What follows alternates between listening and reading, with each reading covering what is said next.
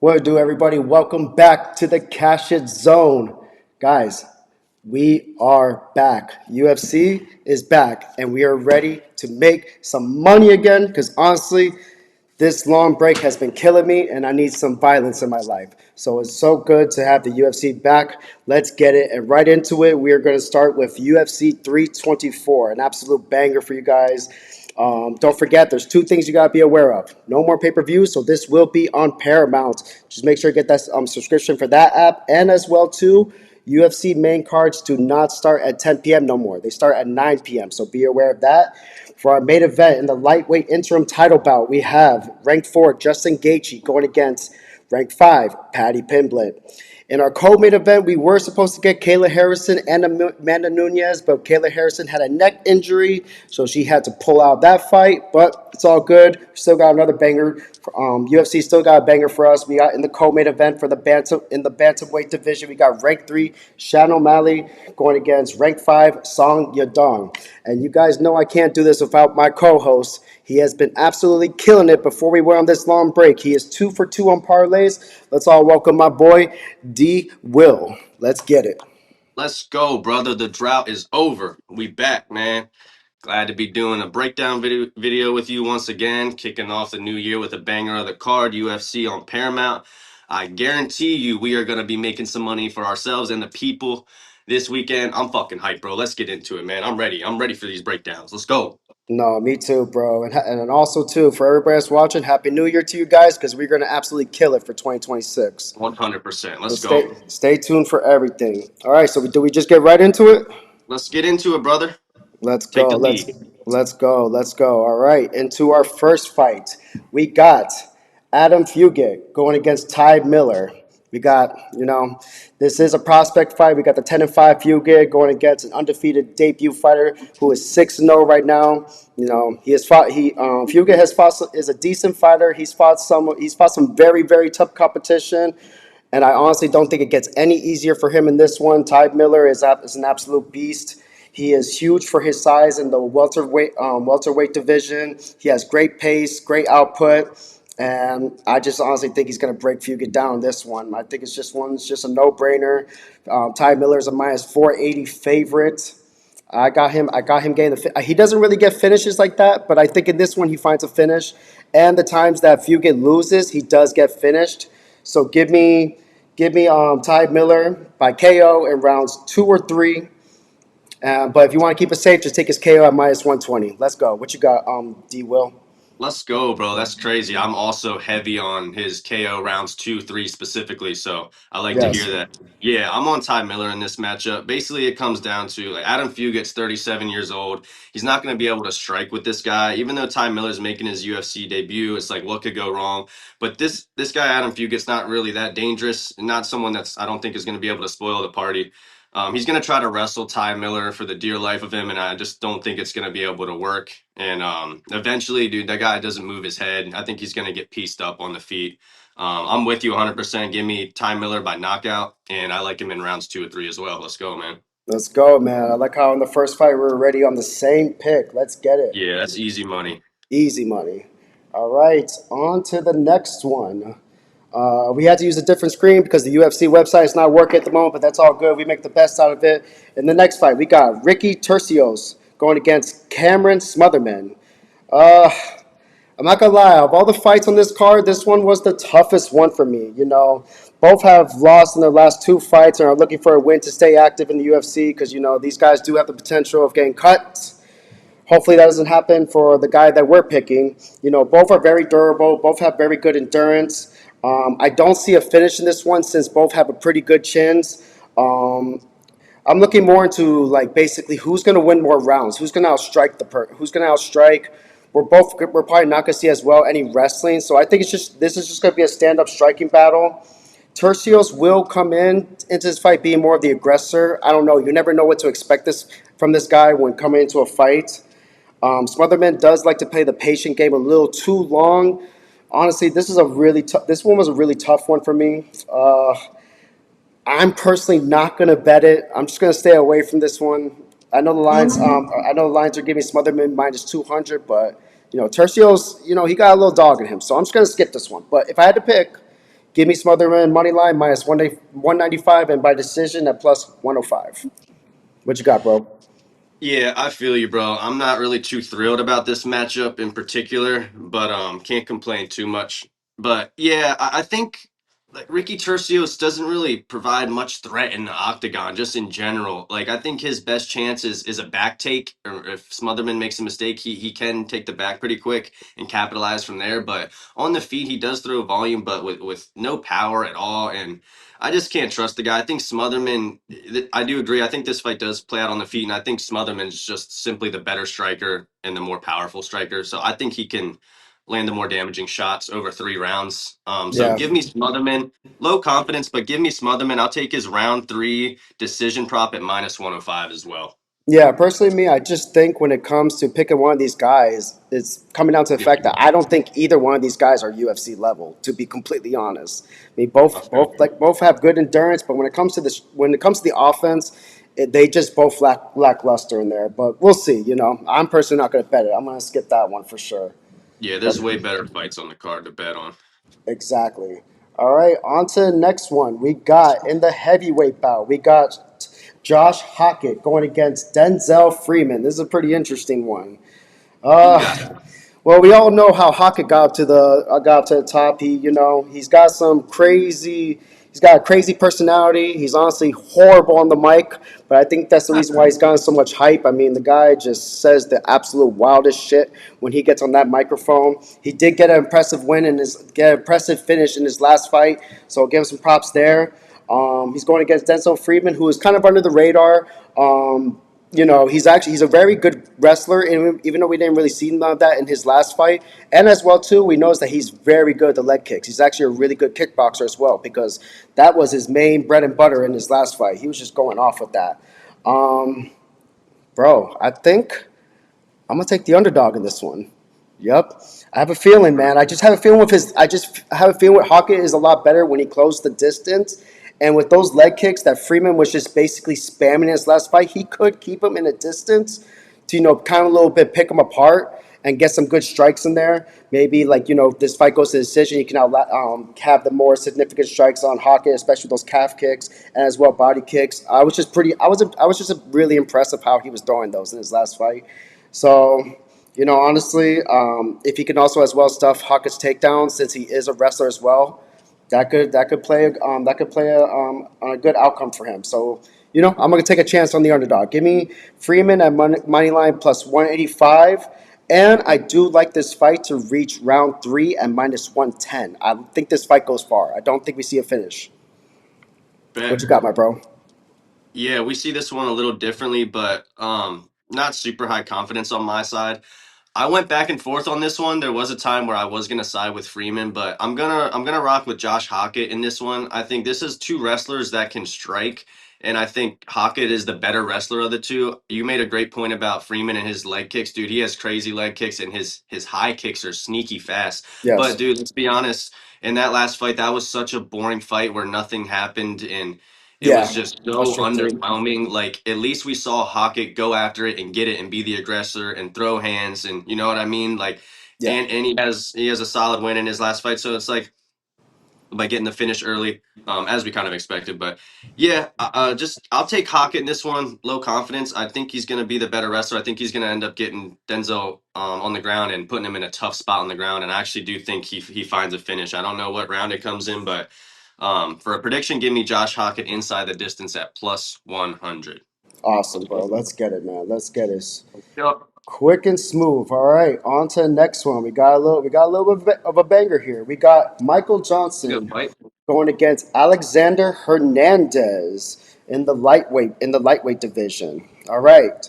This was also another tough fight to pick because both are on a little tear right now. Both Michael Johnson is on a 3-fight win streak, and we got Alexander Hernandez who's been honestly killing it lately, surprising the hell out of me.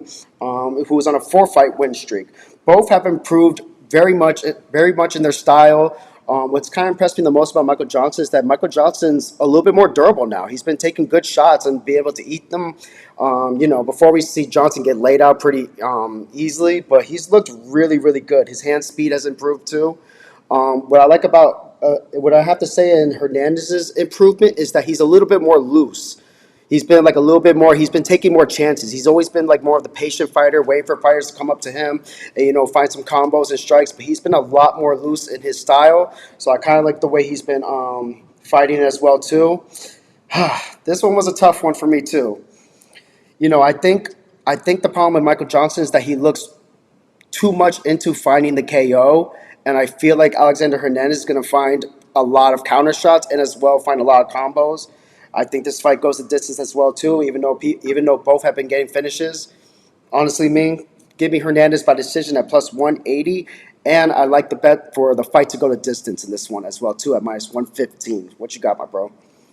And my man cooked on that breakdown, boy. Let's go. Cooking. All right, man. I'll make this one short and sweet.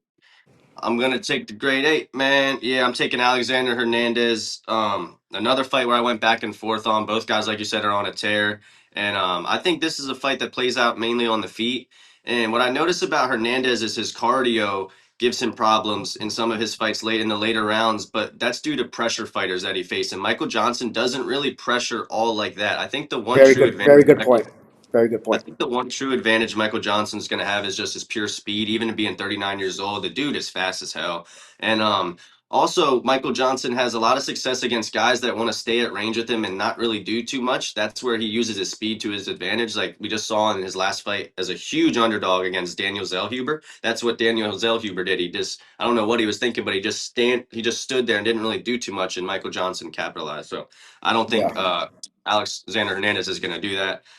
They Both of these guys have burned me in the past betting against them. I'm going to take the younger guy here. I'm going to take the guy with a few more paths to victory. I'm going to go with Alexander Hernandez, and I like him to get a knockout plus 290. I think he is going to find that chin. So, Okay. yep, Okay. me Not mad at Hernandez that. and KO. Not mad at that at all, bro. Not mad at that one at all. At least we are on the same pick, so I'm happy with that. Yeah, let's go, bro. All right, on to the next one. This is the last fight of the early prelims. We are going through this smooth and quick. I love it. All right, Yeah, for I got this. this next one. I got high confidence in this one. Let's Oh, go, you man. do? Well, guess what? You're gonna Yes, hate sir. mine. You always do this to yourself, bro. Don't do it. we He's got, gonna find a way to lose. we got Go ranked ahead. 11 Alex Perez going against ranked 13 Charles Johnson. Charles Johnson is looking to keep the momentum going, while Perez is looking to get back in the win column.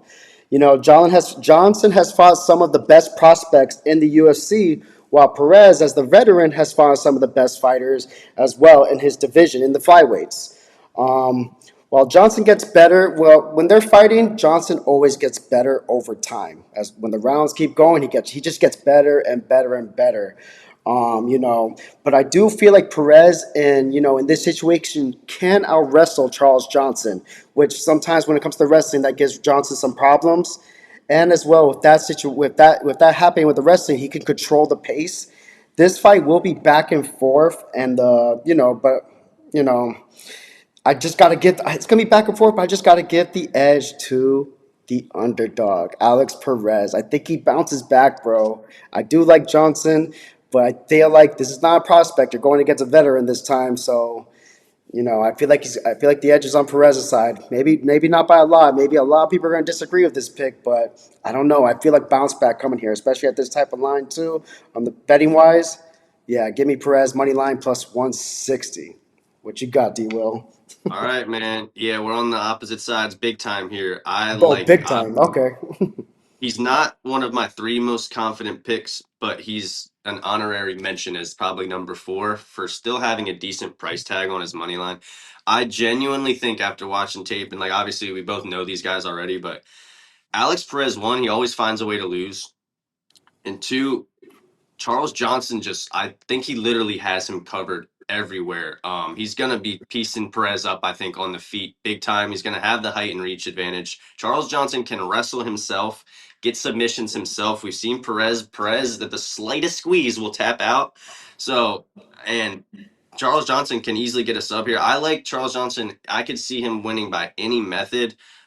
I'm gonna officially predict that it's a round 3 or a decision victory at plus 130. But I love his money line here. I think he styles on Perez. I honestly just don't think Perez has much for him. Not disrespecting him. I know Perez is all right, but like if you look at his wins and then just how he's managed to lose fights lately, like even his last fight, he looked great up until he got choked out. But that's against someone that can't strike nearly as good as Charles Johnson and is Hmm.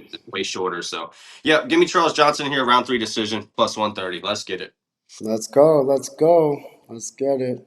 Not mad at all. I know a lot of people will be taking Johnson this one, so I do not blame them. Yeah, All we'll right, see how it plays out. all right. We are out of the early prelims, and we are now into the prelims. Right into the prelims. We got Nikita Krylov, ranked 13, going against Modestus Bukauskas. Let's And go. yeah, this one's going to be a banger, and this one I don't think will last long. I think we can all agree on that one.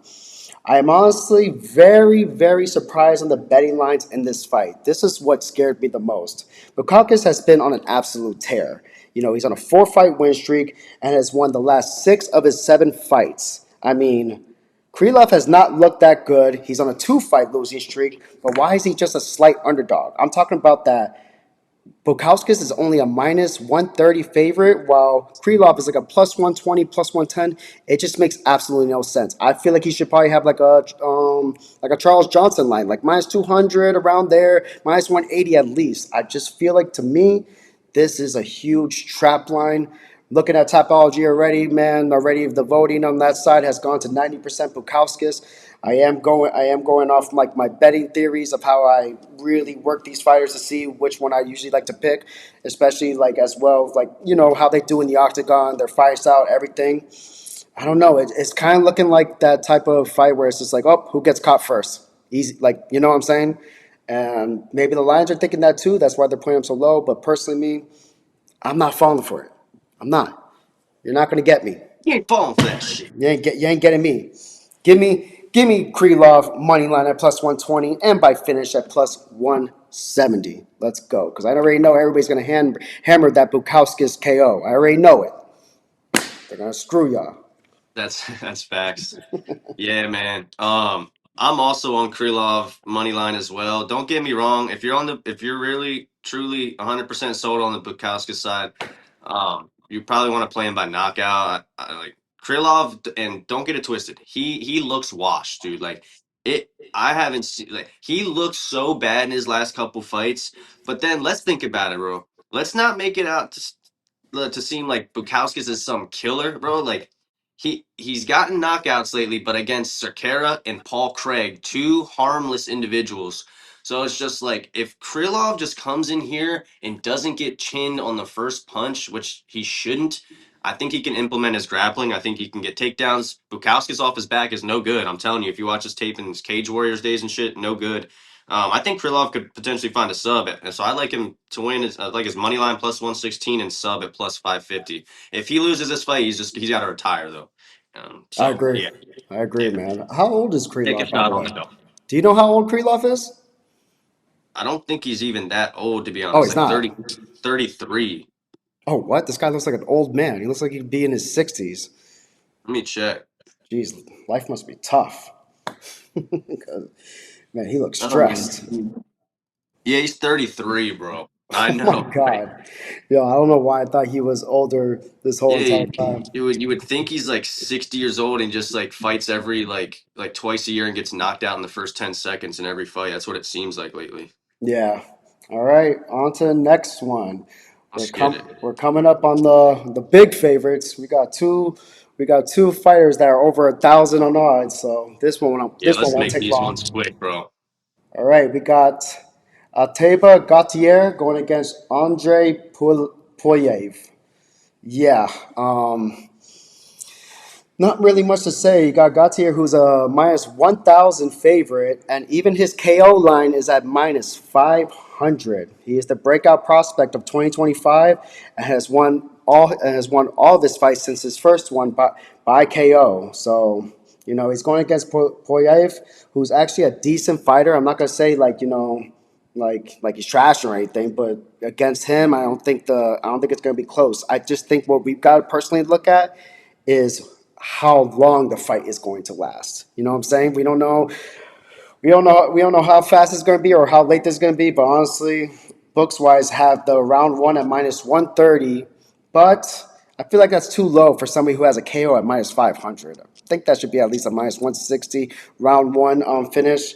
So personally, me, I think Pulyaev has also hasn't been finished not too much in his career, so I'm gonna give him some credit. I'm gonna give him some credit to last at least until round two. I'm not sure what that line is, but I do have Gautier at round two at plus 275. What you got, bro? Yeah, this is Gautier first round murder. Um, I think the first punch he lands, I've seen Pulyaev when he in his only knockout loss, he shells up against the cage. He doesn't, dude. Even the dude that Gautier fought last, that Trevin, whatever, I forget his name, but he was like, it was a mismatch. He won in like a minute. Like that dude was at least moving around and running. Pulayev's not even gonna do that. He's gonna come in there. I'm not gonna say he's gonna be confident, but he's gonna stand there and he's gonna be a target for the dude to get hit by. And I think the first punch that he gets hit by, he's gonna shell up and quit. So I'll take Gautier first round knockout. I'm sprinkling on to win in the first minute, second minute, and third minute. I see what you're saying. I really do because he did survive 3 rounds against CLD and he has knockout power, but this is a different breed. And CLD literally almost had that man dead at the end of round 3. He almost had a finish. So I think once Gautier lands on him once, he's going out. So no Yeah, surprise. yeah. No, I feel you. Sneaky play though, like not to like on your play, that could be a sneaky play if Pulayev is able to somehow survive. I just think 5 minutes is a long fucking time, dude, to be in there That's with that true. guy. Yeah, Yeah, no, we'll we'll see. see. We'll see. We'll see. All right, on Yep. to the next one. This one, the favorite Another line. one. Oh, another one. We got two of the best in the game. We got rank two Umar Nurmagomedov going against rank six Deviasin Figueiredo. Umar Nurmagomedov is a minus 1,800 favorite.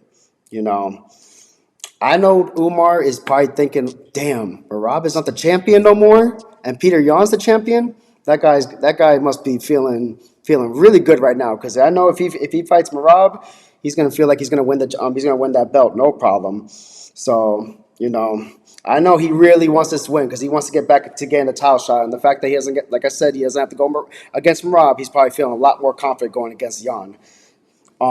Personally, when it comes to Figgy is a two-time flyweight champion. He's still one of the best. He's still one of the best. But personally, we all know how this is going to go. Nurmagomedov is just going to outwork him.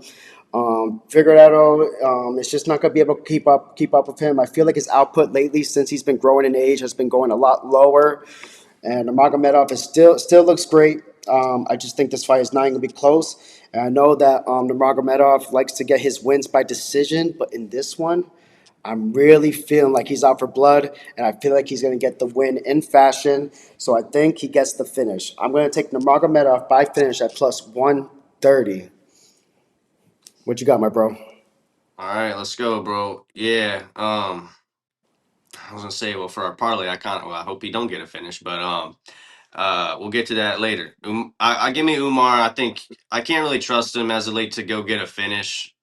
She should be able to, like you said, but I really like him just to out wrestle Figgy here. I don't think Figgy has a shot. I'll take Umar round 3 decision at minus 180. Like I said, he could get a sub, but I'm not gonna trust him to do that. I think he probably just out wrestles him. But yeah, easy money for Umar. Yeah, not much to say. Nah, it's minus 2,000, bro. For real, Or waste their time. Yeah, I'm not even trying to waste nobody's time. literally, dude. That did not. You didn't even need to break that one down. Just Umar, bam, done. All right, let's get it, man. Let's get Let's it. go. We are into the main card now, which is an absolute banger. A lot of interesting fights. Let's get it. We got rank 6, Arnold Allen going against rank 10, Gene Silva. This fight is going to be a banger, and I think, honestly, it's one of my favorite fights on this card. It's just a very interesting matchup. I see this fight going. I think this fight's going to be a lot of striking. Gene Silva will be coming for blood in this one since he was this close to getting a title shot. But that loss to Diego Lopez was really tough on him. As you can see, there was no good. What's it called? Good teamwork. Like it just wasn't good. He was so pissed when he lost. Like he even pushed him and everything. He was just pissed. Honestly, I think he's going to be coming for blood in this one. I do think this is going to be one of his Yeah. toughest. I do think this is going to be one of Gene Silva's toughest matchups when it comes to striking because Arnold Allen is just so good when it comes to his hands. But the reason why I can't give Arnold Allen the edge here is because he's been through a lot of injuries. It's just hard for me to be confident with taking the underdog here. I think Gene Silva is really, really out for blood, and I think he wants to get back into a title shot. So honestly, I'm gonna take Gene Silva money line here at minus 270. But I think Arnold Allen has a pretty good chin and is pretty durable, so I do like this fight to last long. Give me Gene Silva at plus 185 decision. What you got, my bro? Bet. Let's go, man. We on the same side here. I just think Arnold Allen. This is the first true like power puncher. Now, when I say that, Arnold Allen has fought some killers. Don't get it twisted, but pure power punchers. This is going to be Arnold Allen's toughest test, and also John Silva does really well against southpaws. His only loss was to Lopez, who's orthodox. Take Mm-hmm. that for what it's worth. But I think the layoff for Arnold Allen's going to hurt him here. He hasn't fought since mid 2024. You can't be cautious or timid in the slightest bit when you're fighting a guy like John Silva. He's going to capitalize on it. I think he does find the finish, and he's going to be the first to finish Arnold Allen. I think he cracks the chin in rounds 2 or 3. But just to be a little safer, I'll take John Silva inside the distance at plus 130. But love his money line as like a parlay piece. He's definitely getting this back in blood, man. I agree. I agree. Gene Silva is just a hard fighter to figure out. Like very unorthodox. But Yeah, he's a monster. when he went against Lopez, Lopez is has the same kind of style. He's very hard to figure out as well too. You never know how he's going to hit you. Wasn't the way he lost was by a spinning elbow, and it caught Yep. him. Yeah, when these type of fighters lately have just been killing the UFC. So and Gene Silva, Yep. man, he's very an emotional fighter. So hopefully that doesn't get too much into his head. But we'll see. I feel pretty good about Gene Silva getting back in the win column. Me too. All right, on to the next one. We got Ooh. rank two, Natalia Silva going against rank six, Rose Namajunas. Rose. Huh? I said Rose. Doug Rose. I'm excited for this one just because at this very moment and currently, Natalia Silva is one of my favorite female fighters. I just love everything about this girl. She is just I have not seen a single flaw in her. That's all I'm going to say. Striking, timing, accuracy, footwork, takedown defense, wrestling as well too. She has no flaws. I think this girl is up next. And if she's gonna be champion, if she ends up being champion, it'll be for a very long time. She is just that good. I mean, she did quick work of Grosso. I mean, let's be honest, she tagged her up. That fight wasn't even close. And like, man, she is just that good and so fast. I love Natalia Silva. I think she's really up next. Both are good, but Rose is also a good striker, has solid footwork.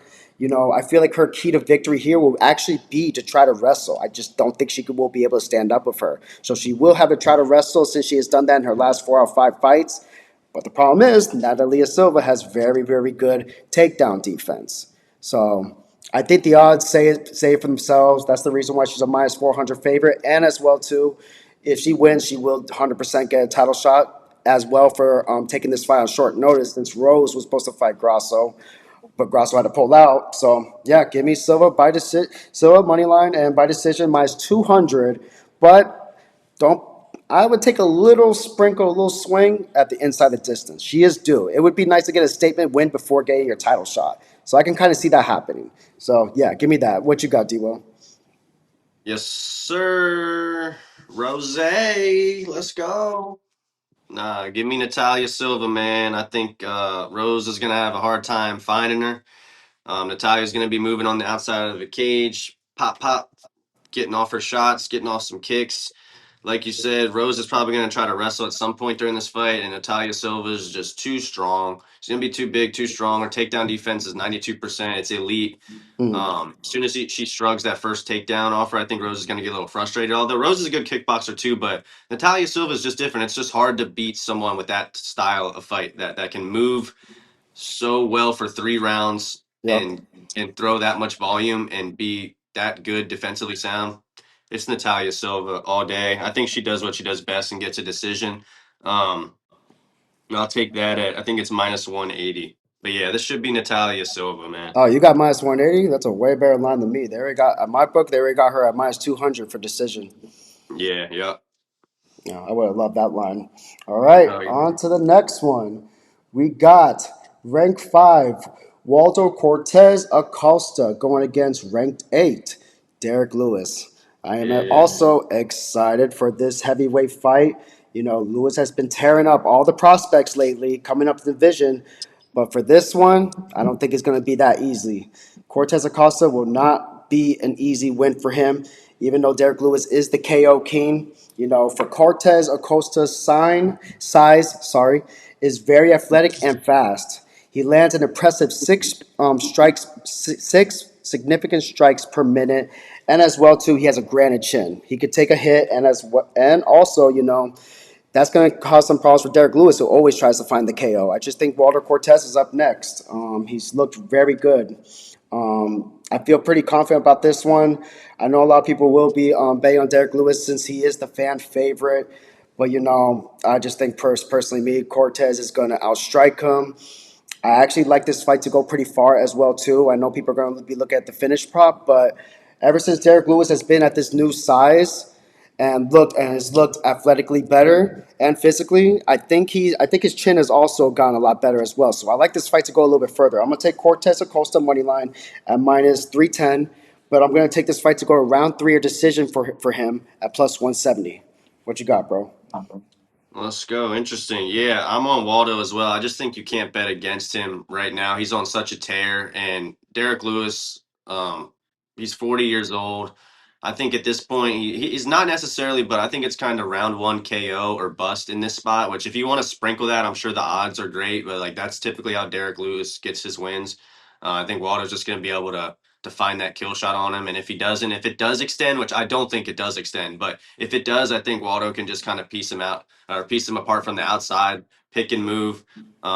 Maybe do some clinching if he wants to, get him on the ground if he wants to avoid the striking. But I think he's fine no matter where the fight goes. Derek Lewis did say he's trying to knock him out in the first exchange. So, and Wow. Waldo's been on a first round knockout streak. That's why I have a hard time seeing this one go to decision. But um, it could, but I'm gonna take personally. I'm gonna take Waldo by knockout at minus 105. But if it does get extended, that's a sharp call because it's very possible. But I think someone's getting slept in the All first right, two, in my opinion. But yeah, probably the first round. all right. I'm not mad at that. All right, Let's go, baby. we Co-main have event. co-main event. Let's get it. This was not supposed to be the co-main event, but I'm not mad. We'll take it. We got ranked 3, Sean O'Malley, going against ranked 5, Song Yadong. If you are who you say you are, Yeah, a superstar. Well, let's see if you're really a superstar because you need this win, buddy. All right? Let's really see if you really are a superstar because this is a very important fight for you, bro. Sean O'Malley has been on the downhill lately. You know, he did fight Marab, you know, one of the best. You know, so we gotta give him some. We'll give him some credit on this, but this is a fight that I feel like the UFC's like, here, this is your chance. Are you gonna take it, for sure. He's or got to win or you're this. not? So you know, it's just hard. It was hard for me to pick him because Song Yadong is actually a very versatile fighter. He's very well rounded. And we all know that Sean O'Malley is just very good with it. We all know Sean O'Malley is good with the striking. You know, he's a sniper, but we have seen that in his wrestling has not been that good lately. And if Song Dog does implement some wrestling there, that can cause Sean O'Malley a lot of problems. And I felt like Sean O'Malley as well should have been a little higher on the lines. You know, this is a must-win fight for him, you know, if he wants to get back into the win column. And as well, too, you don't have to worry about Marab being the champion because as well, you can go up and you can now fight Jan, a fighter that you've beaten before. So you could end up being the champion again. So he already knows he needs to win this fight. But, you know, personally, me, I just think when it comes to this fight, it's going to be who comes in with the better strategy. You know, who if is Sean O'Malley going to be more prepared for the wrestling, or is just going to be looking for a finish in the striking, or is Song Yadong going to go in just with the wrestling and take advantage just of what he's seen in past fights and everything? So I think whoever has like the better strategy and mindset coming into this fight is going to get the win.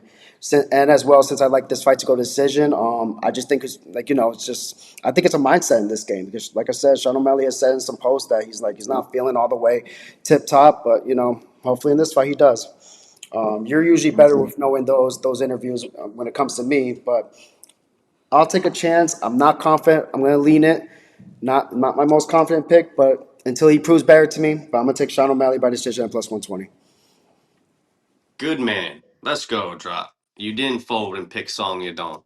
I was Yeah, about so to. Tim Welch already said in this fight, bro. Obviously Sean O'Malley's been used to fighting in 5 round fights, so he's got Sean prepared for 3 hard rounds, and he's not looking for the kill shot necessarily early in this fight. He's cool with winning a decision, and he said he wants to leave Song Yadong's face battered up by the end of it. He wants to stay at range, implement what you were just talking about, really implement the game plan. And the thing that I really like is from Sean O'Malley is if you notice on Song Yadong, some of his heavier shots, he lunges. He doesn't have that reach. So on his heavier shots, he really lunges. And Sean O'Malley, one of his best attributes is distance management. So I think he's going to have a really hard time finding O'Malley, and I think O'Malley is going to counter him and be able to piece him up. My only concern, it's not even necessarily the wrestling, because Song Yadong can get takedowns, but he's not really someone that's going to control you on the ground. And O'Malley's felt Jan's wrestling and Marav's wrestling back to back, bro. Like, come on, I think he can handle the level of wrestling of Song Yadong. It's the leg kick. Song Yadong has really good leg kicks. So if he's able to find those legs and batter him up early, I mean, that could cause a little bit of concern for me, but O'Malley can switch stances better than anyone. So in conclusion, I'm Very good rocking points. heavy with the Sugar Show. Give me Sean O'Malley, round 3 decision. I got it at plus 110. It's now minus 120, but let's go. This is O'Malley bounce back. All right, let's go. Let's go. I'm not mad at that at all, man. You've made some very, very, very good points in that co-main event fight. Yes, Let's sir. get it. Let's see if you can get back on top. All right. It's time. It's time. We are in the main event. In the It's lightweight interim title bout, we got rank 4, Justin Gaethje, going against rank 5, Paddy Pimblett. Now, let's start off with this. I know people weren't the happiest about this matchups. Fans were not happy about this. When this fight got announced, they were just not happy about it. They were kind of like, let's be honest, Gaethje's a little overrated, and he was just flatlined 2 fights ago. And as well, too, Paddy Pimblett has not fought anybody in the top 5 rankings. So it's like, how are these guys getting a title shot? People were saying it should have been Arman Sarukian. But I want to make this clear as well, too. Doing more research into it, a reason why the UFC has been pushing Arman Sarukian's title shot back is because when he pulled out of UFC 311, he did cost the UFC over $50 million, which is why he's been on the back foot of a lot of these fights. Paddy Pimblett as well has the longest lightweight win streak right now. So, and Justin Gaethje and him are both exciting fighters. So let's just make the best out of it. Let's not overthink it. But at the beginning, I just remember when this fight was announced, everybody was pissed. But that's what happens when you cost Dana man some money. That's boss man. You don't right, cost him any man. money, especially 50 mil. Can't do Jesus. that. Huh. But this is going to be a good. I still think it's going to be a great fight. Pimblett is well rounded, has good striking, offense, and throws a ton of volume. The grappling will give him the edge as well too.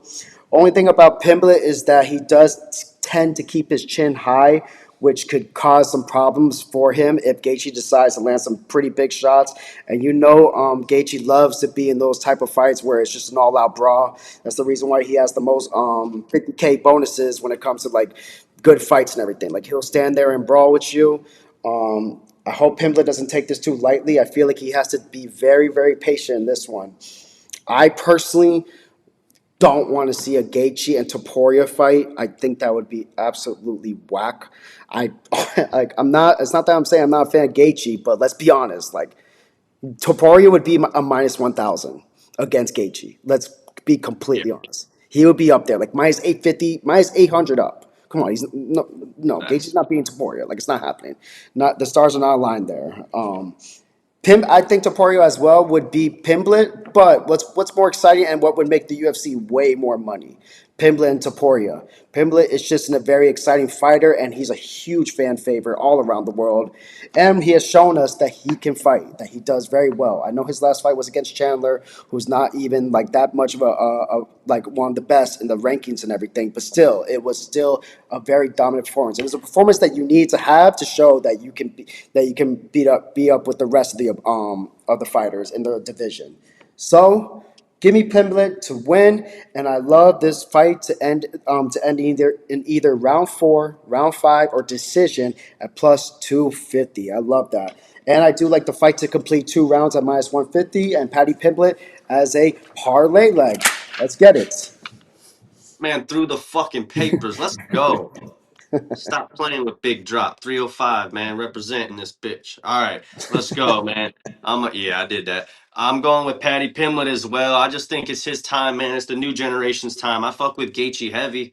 But I think Gaethje will make a mistake, and Patty will capitalize it. I think he'll find a finish somewhere in between. I'm not mad at the 4-5 take. If it goes to decision, I wouldn't be shocked, but I would be a little bit surprised just because of how these guys fight. I think Patty gets it done in rounds 3 or 4.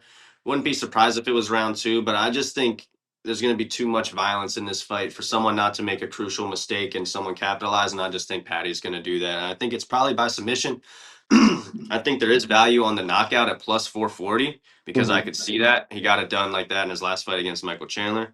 But Yep. I just think it's Patty the Baddie's time, man. Like I gotta rock with him. You know what I mean? So give me Patty. He's a mid confidence pick for me as far as money lines go. But I think he handles business, man. I think he can get Gaethje up out of there. And Yeah. also, real quick, not to mention, I think Gaethje has a staph infection on his neck, man. He's lying about it being an ingrown hair. It looks so bad, and they had it covered up yesterday with a bandage on that Really. meeting day. Yeah, I'll send you a picture if you didn't see it. So No, no, something's I up with haven't. that man. And then he's talking about retirement talks and all that stuff. Man, nah, man. Yeah, Let's he's go been with the kind of young gun. It's Patty's time. he's been kind of bad mouth in the UFC lately, a little bit. Yeah, bro, it's Patty's time. Let's go. Yeah, because remember he was pissed about even he was like he was mad about even Yeah. Paddy Pimblett having to fight him. It's like, what do you mean? Well, Like that's you do what you're told, okay? You do what you're told, okay? You're gonna fight. right. You're gonna fight. Whatever Dana wants you to fight, you're gonna fight. Yeah, if they fucking want to match you up with a Tiba Gautier, you'll fucking fight a Tiba Gautier. Okay? Exactly that. You don't mess with Right. You don't mess with Big Daddy Dana. All That's right, right. guys, that concludes our UFC 324 betting breakdown. Now it's time for the part that everybody loves, and especially when they want to hear from the guy who has already given out 2 back-to-back parlays that have hit. He wants to go for 3. D. Will, feed the people, please. What you got on this parlay? I got y'all. Let's go. We back finally with the YouTube predictions parlay. We smacked our last 2, the first 2 parlays we ever did for the YouTube predictions parlays. We smacked them. We're going for 3 here. Y'all know the drill. And if you don't, I like to keep it at 3 legs, anywhere from around plus 300 or plus 500 range. Um, so Let's let's get go. right into it, man. Let's go. I got a 3-legger for y'all. Plus 313 on FanDuel. The Let's first go. leg is going to be Umar Nurmagomedov, round 3 or decision. I know Drop Zone has him by finish, but we both agreed that we still like this leg. I think Figgy is good enough that he can survive 2 rounds, need be. And you know how Umar is with the wrestling. Yeah, exactly. He takes his time. So, exactly. So, we're going to rock with Umar, round 3 decision as Let's leg go. 1. Leg 2 is going to be Natalia Silva by decision over Thug Rose. Easy And money. leg number 3, to top it off, the icing on the cake to cash us out. 3 for 3. 3 for 3.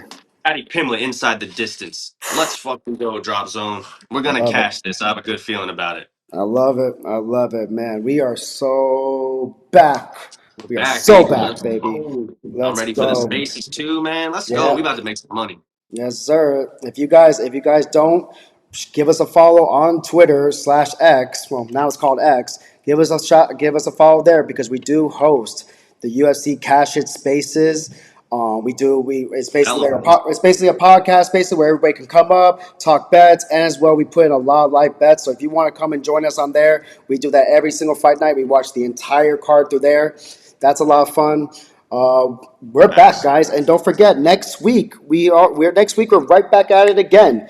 We got UFC 325. We got Alexander Volkanovski going against Diego Lopez. UFC's like, yo, we're coming out strong. We're coming out swinging, and I absolutely love it. Thank God.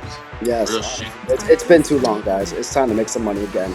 We appreciate you guys for joining us. If you guys can, we would truly appreciate it. Make sure you shoot us a quick subscribe and like to our channel. We do this every week for free. Make sure to follow our social media handles because as well, we give out all of our plays mostly for free. So we would truly appreciate that. Let's get back to it. D-Will, any last words? No last words, man. Let's have a great Saturday and make some money, baby. The UFC is back. Let's fucking go, man. I'm ready to cash out with the people. This is what we do, man. All right, Drop Zone and D-Will out.